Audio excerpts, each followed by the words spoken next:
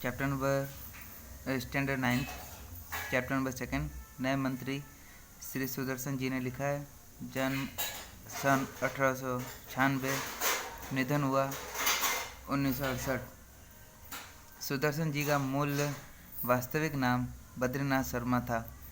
आपका जन्म 1896 पंजाब राज्य के सियालकोट नामक स्थान में हुआ था। बचपन से ही आपने कहानियाँ लिखना प्रारंभ किया था। पुष्पलता, सुप्रभात, परिवर्तन, पनघट, नगीना आदि आपके सुप्रसिद्ध कहानी संग्रह हैं। आपका एकमात्र उपन्यास भगवंती है। मतलब इनका सुदर्शन जी का जन्म कब कहाँ हुआ था? उनका पूरा नाम क्या था? बद्रीनाथ शर्मा। इनका जन्म 1896 में पंजाब राज्य में हुआ था, सियालकोट नाम में, ध्यान रखना। बचपन से ही इन्होंने कहानी लिखना चालू किया, मतलब जब छोटे थे तब से ही भी इन्होंने कहानी लिखना चालू किया था। ठीक है। पुष्पलता, सुप्रभात, परिवर्तन, पनघट, नगीना, ये सब इनके सुप्रसिद्ध कहानी संग्रह है। मतलब कहानी जो संग्रह होती है ना, कहानी लिखना, वही है। और इनका एकमात्र उपन्यास क्या कौन सा है? भगवंती। अब इस कहानी में सम्राट अशोक सर्वश्रेष्ठ न्याय मंत्री की खोज में था। शिशुपाल से मुलाकात होने पर उसकी योग्यता देखकर उसे न्याय मंत्री बनाया। न्याय न राजा देखता है न रंग। न्याय तंत्र पर विश्वास दिलाने के लिए यहाँ प्रयास किया है। नई पीढ़ी के लिए इस प्रेरक कहानी द्वारा न्याय तंत्र की जिम्मेदारी का भी महत्व समझाया गया है। मतलब इस चैप्टर में क्या है कि एक राजा हैं सम्राट अशोक, उन्होंने ना उनको एक नया मंत्री चाहिए, जिस वजह से वो अपने ना उनको ढूंढने के लिए निकल पड़े हैं। ठीक है। फिर उनको शिशुपाल करके एक मिलते हैं। अब उनकी बातें हम चैप्टर में पढ़ेंगे। ठीक है।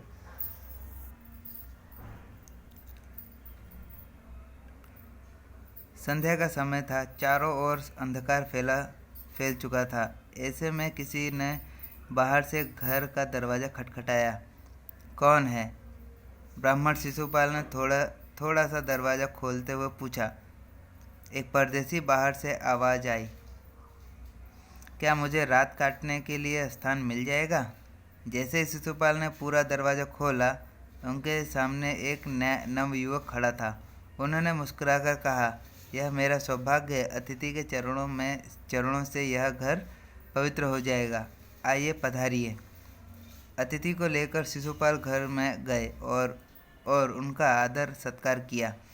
फिर दोनों उस समय की देश की अवस्था पर बातें करने लगे। शिशुपाल ने कहा, आजकल बड़ा अन्याय हो रहा है। परंतु परदेशी इस बात से सहमत न था। वह बोला, दोष निकालना तो सुगम है, परंतु कुछ करके दिखाना कठिन है। शिशुपाल बोले, अवसर मिले तो दिखा दूं कि न्याय किसे कहते हैं। ठीक है। जब शाम का समय था तो वे राजा निकल गए थे अपने न्याय मंत्री को ढूंढने के लिए। ठीक है। तो फिर अंधकार का समय था। उस टाइम बाहर किसी ने खटखटाया दरवाज़ा। फिर शिशुपाल दरवाज़ा खोलते ही कहा कि एक परदेसी को देखा। परदेसी ने जब कहा कि मुझे रात काटने को मिलेगा, जैसे शिशुपाल ने दरवाज़ा खोला तो युवक खड़ा था। मुस्कुरा कर कहा कि सौभाग्य है। किसने कहा? शिशुपाल ने कहा कि सौभाग्य की अतिथि मेरे घर आए, उनके घर आते ही पवित्र हो जाएगा। आइए पधारिए। तो शिशुपाल ने उनका आदर सत्कार किया। फिर दोनों ने थोड़े समय के बाद दोनों ने देश की अवस्था के बारे में बात की। मतलब देश की जो चल रहा है उसके लिए बात की उस टाइम पर। ठीक है। आजकल बाद में इन लोगों ने जब बातें किया तो यही आया कि आजकल बड़ा अन्याय हो रहा है। अन्याय मतलब कि किसी को न्याय नहीं मिल रहा है और दोष निकालना सुगम है। मतलब किसी की बुराई निकालना सुगम है। ठीक है। परदेसी ने बात को सहमत से कहा उन्होंने, परंतु कुछ करके दिखाना बहुत बड़ी बात होती है। शिशुपाल ने कहा, अवसर मिले तो कुछ करके दिखाऊं। मतलब राजा ने कहा कि अगर कुछ करना है तो करके दिखाओ, बोलो मत। ठीक है, इनका कहना मतलब ये था। तो शिशुपाल ने कहा कि अगर मौका मिले तो मैं कुछ करके दिखा दूँ। ठीक है, तो आप अवसर चाहते हैं? हाँ, अवसर चाहता हूँ। फिर कोई अन्याय नहीं होगा? बिल्कुल नहीं। कोई अपराधी दंड से ना बचेगा? नहीं। परदेसी ने मुस्कुराकर कहा, यह बहुत कठिन काम है। ब्राह्मण के लिए कुछ भी कठिन नहीं है। मैं अन्याय न्याय का डंका बजाकर दिखा दूंगा। परदेसी धीरे से मुस्कुराए पर कुछ न बोले। फिर कुछ देर बाद वे सो गए। सुबह उठकर परदेसी ने शिशुपाल को धन्यवाद देकर उनसे विदा ली।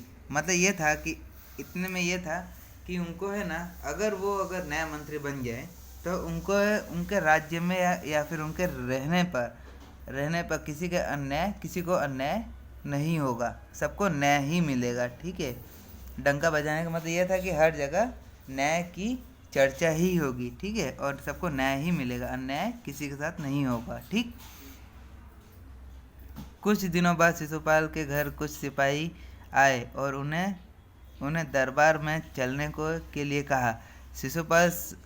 शिशुपाल सहम गए। वे समझ नहीं सके कि सम्राट ने उन्हें क्यों बुलाया। कहीं उस परदेसी ने तो सम्राट से झूठी सच्ची शिकायत नहीं कर दी।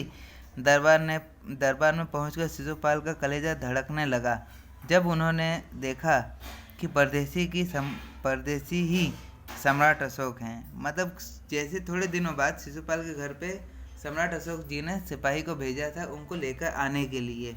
तो फिर सिपाही जब उनके घर पहुंचे तो सिपाही ने शिशुपाल जी को कहा कि आप हमारे साथ है ना महल में चलिए।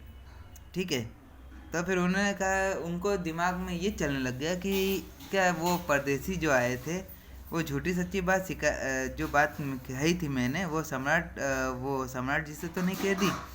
दरबार पहुँचते उनका जो कलेजा था वो उनको धड़कने लगा। मतलब डर के मारे मतलब डरने लग गए।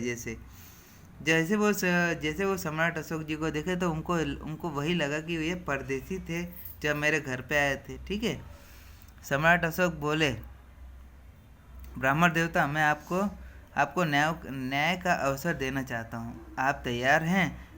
पहले तो शिशुपाल घबराए, फिर बोले, यदि सम्राट की यही इच्छा है तो मैं तैयार हूँ।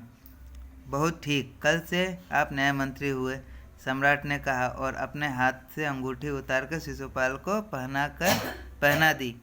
यह सम्राट अशोक की राजमुद्रा थी।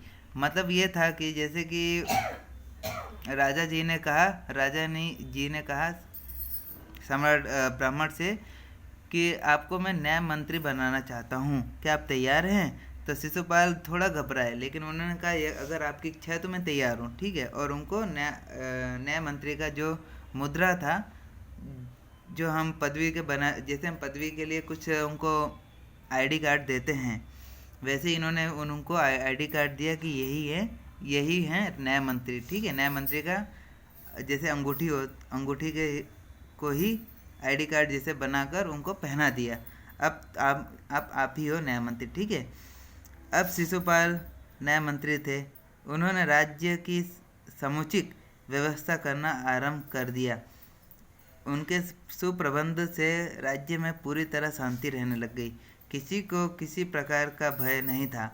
लोग दरवाजे तक खुले छोड़ जाते थे। चारों तरफ न्याय मंत्री के सुप्रबंध और न्याय की धूम मच गई।